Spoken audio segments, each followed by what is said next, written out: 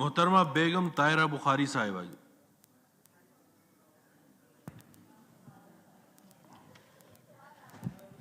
بسم اللہ الرحمن الرحیم۔ سب تعریفیں اس رب ذوالجلال کے نام جس کے قبضہ قدرت میں کائنات کا سارا نظام ہے۔ ارادے جن کے پختہ ہوں، نظر جن کی خدا پر ہو، تلادم خیز موجوں سے وہ گھبرایا نہیں کرتے۔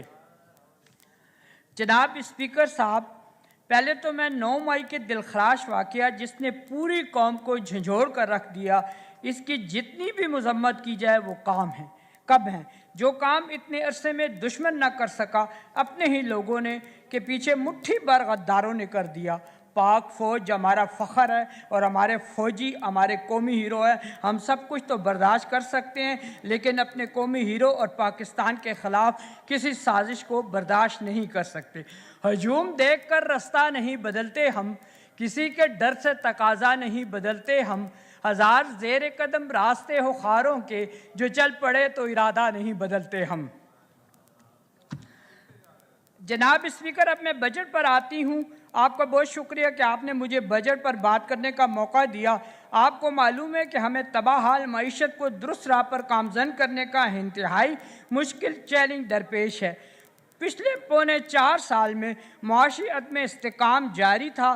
تاریخی مہنگائی، غیر ملکی زر مبادلہ کی مشکلات، زیادہ لاگت پر بدریغ قرضوں کا حصول، لوڈ شیڈنگ، ان سب مسائل کا حل نکالنے میں ناکام سابقہ حکومت نے عوام کی زندگیوں کو مشکلات سے دوچار اور شکستہ حال بنا دیا تھا۔ جناب ڈپٹی اسپیکر، سابقہ حکومت نے اپنے 4 سالہ سیاسی دور میں اپوزیشن کی تمام جماعتوں پر جھوٹے مقدمے بنائے۔ میاں نواز شریف اور ان کی بیٹی مریم نواز صاحبہ بھی جھوٹے مقدمے بنائے گئے، بلکہ ان کی پوری فیملی پر مقدمات بنائے۔ اس طرح پیپلز پارٹی کے اراکین اسمبلی اور مولانا فضل الرحمان صاحب کی پارٹی کے اراکین اسمبلی پر اس طرح کے جھوٹے مقدمات بنائے جس کی نظیر نہیں ملتی۔ اس کے برعکس اس کے اپنے اوپر اس کی پارٹی کے ممبران پر بننے والے مقدمات میں یہ آج تک پیش نہیں ہوا۔ جب بھی اس کو عدالت میں بلایا جاتا تھا تو یہ اداروں کو برا بھلا کہتا تھا اور ان کے خلاف سازش کرنا شروع کر دیتا تھا۔ میں واپس بجٹ پر آتی ہوں۔ اس بار کا بجٹ جیسے حکومت مشکلات میں تھی، ایسا پاکستان ملا جو کہ ڈیفالٹ ہونے کے دہانے پر تھا۔ ایسا پاکستان جس میں مہنگائی، بے روزگاری، اس کے علاوہ کچھ نہیں تھا۔ ایسے میں محترم جناب اسحاق ڈار صاحب نے نہ صرف ملک کو ڈیفالٹ ہونے سے بچایا بلکہ ملک کو صحیح راستے پر بھی گامزن کیا۔ جناب ڈپٹی اسپیکر، سابقہ حکومت نے اپنے پونے 4 سالہ دور میں عوام اور سرکاری ملازمین کو بالکل مہنگائی کی دلدل میں دھکیل دیا۔ اپنے دور حکومت میں کسی بھی قسم کا کوئی ریلیف نہیں دیا گیا تھا، لیکن موجودہ حکومت نے جو کام اور سرکاری ملازمین کو ریلیف پیکج اناؤنس کیا ہے، پاکستان میں اس کی مثال نہیں ملتی۔ بقول سرکاری ملازمین میں ان سے بہتر بجٹ تاریخ میں نہیں پیش کیا گیا۔ اس میں احسن اقدامات تھے۔ جناب اسحاق ڈار نے پنشن میں 17.5% اضافہ کیا، جو کہ انتہائی احسن قدم ہے۔ جو بوڑھے پنشنرز تھے ان کے دکھوں کا مداوع کیا گیا اور ان کو اس مہنگائی کے دور میں ایک بہت بڑا ریلیف دیا گیا۔ سرکاری ملازمین کے لیے جو ایڈ ہاک الاؤنسز کی مد میں 35% اضافہ کیا گیا، یہ بھی ایک بہت بڑا پیکج ہے جس کی تاریخ میں نظیر نہیں ملتی۔ فیکٹری ملازمین کی تنخواہوں میں جو کم سے کم اجرت 25,000 تھی، اس کو بڑھا کر 32,000 کیا گیا۔ یہ بھی احسن اور قابل تعریف قدم ہے۔ جناب ڈپٹی اسپیکر، پاکستان ایک زرعی ملک ہے۔ پاکستان کی ترقی کا راز زراعت سے لنک اور زراعت اسی وقت ترقی کر سکتی ہے جب کسان کو زیادہ سے زیادہ فوائد دیے جائے۔ اس میں حکومت نے ٹریکٹر اور اس کے استعمال میں ہونے والے اسپیئر پارٹ میں جو ٹیکس میں کمی کا اعلان کیا ہے، اس سے ملکی زراعت میں خاطر خواہ اضافہ ہوا ہے۔ اس سے بھی پاکستان کی ترقی میں اضافہ ہوگا انشاءاللہ۔ جناب اسپیکر، موجودہ دور آئی ٹی کا دور ہے۔ اس شعبے میں بہت محنت کی ضرورت ہے۔ اس ضمن نوجوانوں کو آئی ٹی کی تعلیم سے روشناس کرانا بھی بہت اہمیت کا حامل ہے۔ اس دن میں موجودہ حکومت نے بوسٹ کو آئی ٹی انڈسٹری دینے کے لیے جو اقدامات کیے ہیں وہ خوش آئند ہے۔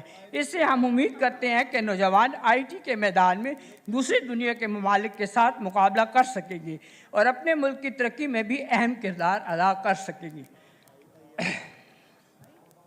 جناب ڈپٹی اسپیکر، ٹیکس میں کھٹوتی کے حساب سے جو سب سے احسن قدم ہے جو میں سمجھتی ہوں کہ وہ سگریٹ پر ٹیکس کو بڑھانا ہے۔ اس سے نوجوانوں میں سگریٹ نوشی کے بڑھتے ہوئے رجحان کو بریک لگے گا اور نشہ جتنا مہنگا ہوگا اتنا ہی عوام سے دور ہوگا، جو کہ صحت مند پاکستان کے لیے اہم قدم ہے۔ اب میں حکومت وقت کو چند سفارشات دینا چاہتی ہوں۔ میں امید کرتی ہوں کہ اس کو بجٹ کا حصہ بنایا جائے گا۔ روشن پاکستان کا خواب پاکستان کی آنے والی نسل میں نظر آتا ہے۔ آج جو بچے ہیں وہ کل کے جوان ہوں گے اور پاکستان کے لیے اپنا کردار ادا کر سکیں۔ اس لیے میں یہ سفارش کروں گی کہ بچوں کا امپورٹڈ دودھ اس پر ٹیکس ختم کیا جائے، بلکہ بچوں کی ضروریات کی جتنی بھی چیزیں ہیں ان پر سبسڈی دی جائے تاکہ والدین اپنے بچوں کو اچھا اور معیاری دودھ پلا سکیں۔ اس کے علاوہ بچوں کے لیے ہر تحصیل لیول پر چائلڈ ہاسپٹل چاہیے جہاں پر بچوں کے متعلقہ تمام بیماریوں کے ٹیسٹ اور دوائیاں فری دی جائیں۔ اگر علیحدہ اسپتال کا قیام مشکل ہے تو اس بات کو یقینی بنایا جائے کہ جتنے بھی ڈی ایچ کیو ہیں وہاں special branch, child special branch ضرور ہونی چاہیے۔ جناب ڈپٹی اسپیکر، ہمارے ملک کی مشینری ہمارے ادارے ہیں۔ اس میں کام کرنے والے ملازمین جو سالہ سال کام کرتے رہتے ہیں، اس مہنگائی کے دور میں اپنا گزارا ہی کرتے ہیں لیکن کوئی بچت نہیں کر سکتے۔ اس لیے میری آپ کے توسط سے یہ درخواست ہے کہ ان کے لیے بلاسود قرضے گھر بنانے کے لیے جاری کیے جائے، وہ بھی آسان شرائط پر، تاکہ تمام سرکاری ملازمین اپنا چھوٹا موٹا گھر بنا سکیں۔ جناب ڈپٹی اسپیکر، عورت ملک کا قیمتی سرمایہ ہے، پاکستان کی ترقی میں بہت اہم کردار ادا کر سکتی ہے۔ اس بات کا ثبوت عورت نے ہر مقام پہ دیا ہے۔ اس لیے میں عورت کو اپنے پاؤں پر کھڑا کرنے کے لیے اس بات کی سفارش کرتی ہوں کہ عورتوں کے جاب کے کوٹے کو بڑھایا جائے۔ اس کے لیے بزنس کمیونٹی میں علیحدہ وومن بزنس سینٹر بنائے جائے جہاں پر صرف اور صرف عورتوں کو اپنا کاروبار کرنے کی اجازت ہو۔ اس قسم کے اقدامات عورتوں کے اعتماد میں اضافہ ہوگا اور ملک کی آمدن میں اضافہ ہوگا۔ جناب اسپیکر، تعلیم سب کا بنیادی حق ہے۔